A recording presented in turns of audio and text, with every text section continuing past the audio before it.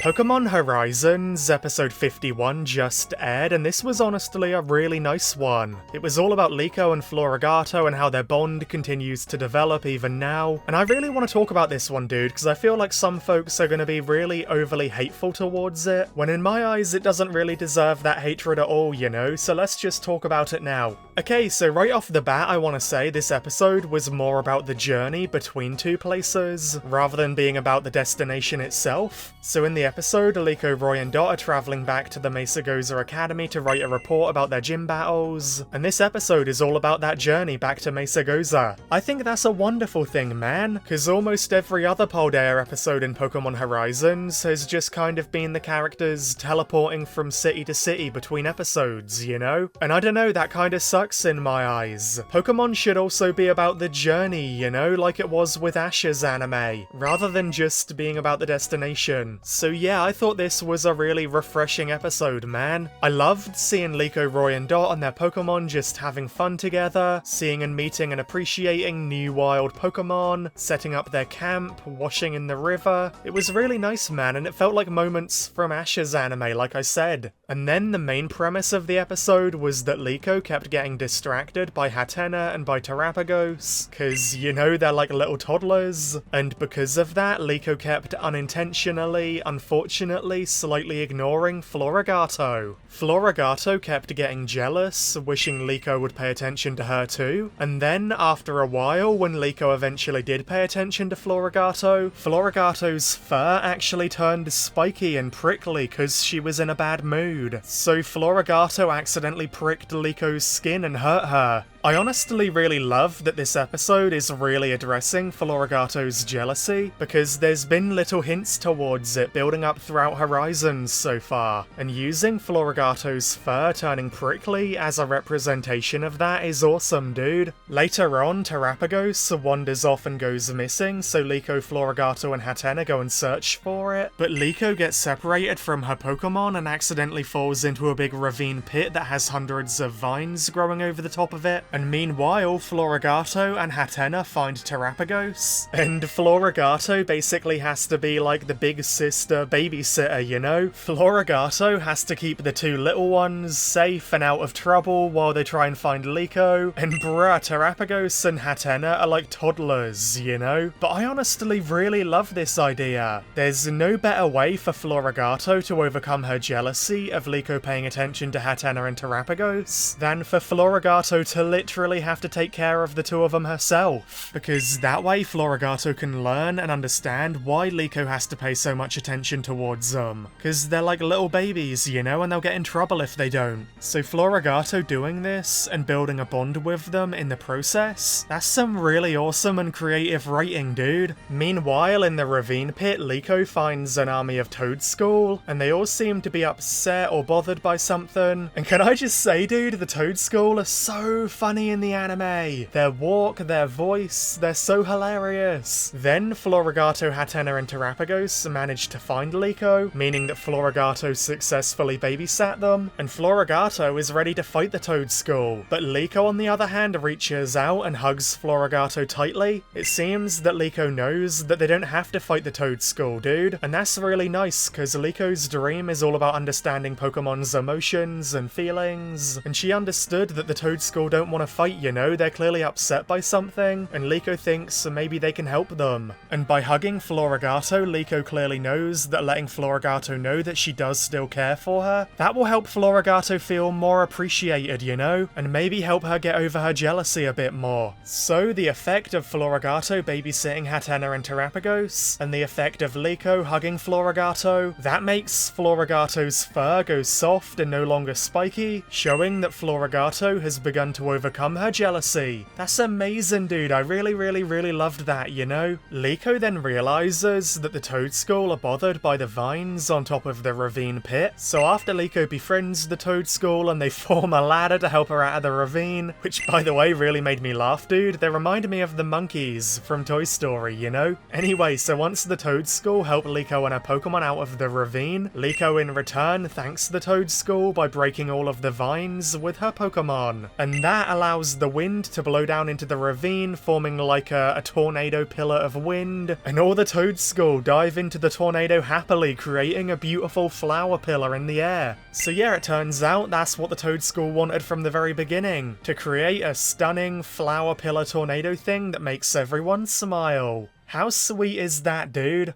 So yeah, overall I loved the episode, dude. I loved the character development regarding Floragato's jealousy and having to care for Hatenna and Terapagos. I loved how it brought Floragato and Liko closer together, and how it brought Floragato, Hatenna and Terapagos closer together. Terapagos was so funny and cute in the episode. There was one scene where it launched into the air from being hit by a Lechonk, and Terapagos was just laughing and giggling the whole time. It was so funny, man. I love that we got an episode about the journey, and I feel like it's a massive injustice calling this episode filler when it was clearly so important for Floragato and Liko. Let me know your thoughts on today's episode below. Did you enjoy it too? Also hit the thumbs up button and the subscribe button if you enjoyed my review. That helps me out a ton. We're getting really close to 130,000 subscribers, and I'd really appreciate you helping me get there. If you want to watch Pokemon Horizons episodes as they air, join a Discord server using the link below. And on that note, thank you all so much for watching, and best wishes until we meet again.